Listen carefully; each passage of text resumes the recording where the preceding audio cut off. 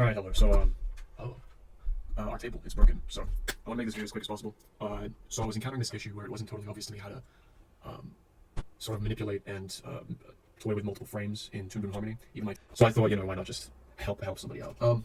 So this is my scene right now. So right now I've sort of just copied and pasted frames, but you have the whole issue of like let's say you want to just like copy and paste this frame, right? So you copy and paste it, and let's say we'll put one over here. This is currently what we're looking at. Let's say you want to make some sort of modification to it, but oh no, now it's here as well. So my situation is like this. Basically, I want to copy and paste the frame, but if I do that, and let's say want to have it over here, I basically wanted to continue this walking cycle of him, but that would create a problem because if I move this ahead, then this would be out of sync. See that?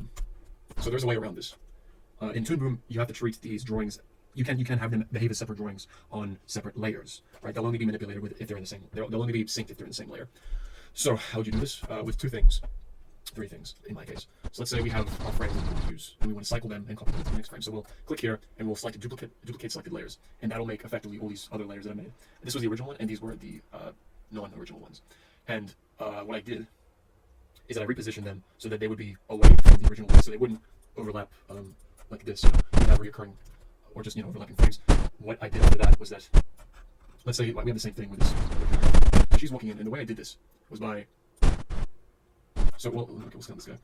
So the way I basically got his walk cycle to repeat. Let's say I've copied and pasted it, and it's somewhere over here, right? The way that I did it was that I would hold this and select reposition all drawings. So this relates to all drawings within this layer. You select this and basically put it wherever you want, right? And that affects all drawings within that layer. If that makes sense, right? So maybe this demonstration would have been a little bit better if I started from the very beginning. But I think you get the idea. If you wanted to continue this walk cycle, the way that I did it was that I would extend this frame, and then I would try and continue it so that the walk cycle basically continues off the previous frame from the separate layer, so that you would have something like that. And now we'll clean that up. That's it. So now it's a little janky. You effectively have the principle. That's all. But if wait, no, there's one more thing. If you wanted to take this a step further and have this be even cleaner, you could.